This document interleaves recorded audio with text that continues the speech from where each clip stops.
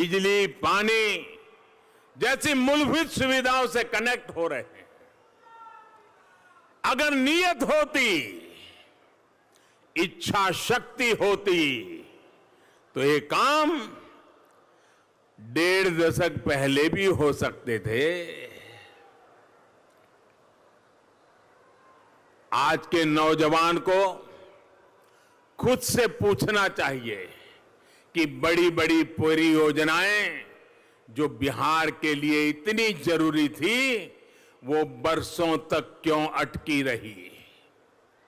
बिहार के पास सामर्थ्य तब भी भरपूर था, सरकारों के पास पैसा तब भी पर्याप्त था।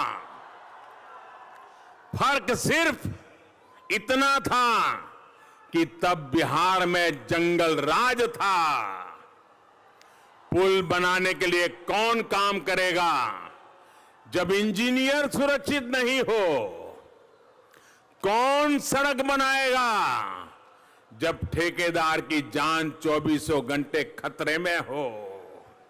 साथियों, किसी कंपनी को अगर कोई काम मिलता भी था तो वो यहां काम शुरू करने से पहले 100 बार सोचती थी, फिरौती पहले पक्की करनी पड़ती थी।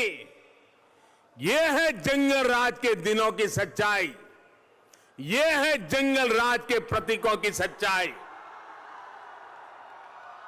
साथियों, बिहार के आज के जो नौजवान हैं, इतने सामर्थ्यवान हैं, वो अपने बचपन के दिन नहीं भूल सकते। मैंने कहीं इस बारे में पढ़ा है, इसलिए आपके सामने फिर जिक्र कर रहा हूं। बिहार के नौजवान याद करें कि बचपन में उनकी मां क्या कहा करती थी। हर एक को याद होगा। मैं हर बिहार के नौजवान को बचपन में उनकी मां ने जो कहा था, वो आज याद कराने के लिए आग्रह कर रहा हूं।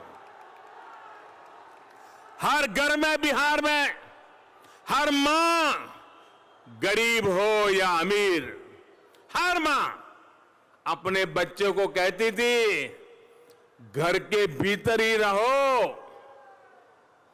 बाहर मत निकलना, बाहर लकड़ सुंगवा घूम रहा है। याद है ना? याद है कि नहीं है? बाहर लकड़ सुंगवा घूम रहा है। ये कौन था भाई लकड़ सुंगवा? बच्चों की माताएं उन्हें लकड़ सुंगवा से क्यों डराती थी? उन्हें डर था अपहरण करने वालों से, किडनैपिंग करने वालों से।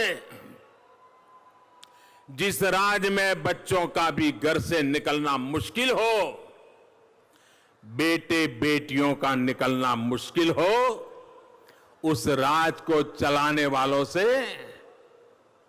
बिहार क्या उम्मीद लगा सकता है? जिस राज्य में यह हाल रहा हो, वहां नए उद्योग लगाने की तो छोड़िए, उद्योग ही बंद हो जाएंगे, मिलें बंद ही होगी। भाइयों और बहनों, बिहार के फर्स्ट टाइम वोटर को ये पुरानी बातें इसलिए याद रखनी है क्योंकि बिहार की कानून व्यवस्था को सुधार के लिए बिहार के लोगों ने बड़ी तपस्या की है, बहुत लंबी यात्रा तय की है। वो लोग जंगल राज की पहचान थे। उनको जैसे ही लालटेन का वो अंधेरा लौटता दिखेगा, उनके हौसले बुलंद हो जाएंगे। वे अंधेरे के इंतजार में हैं।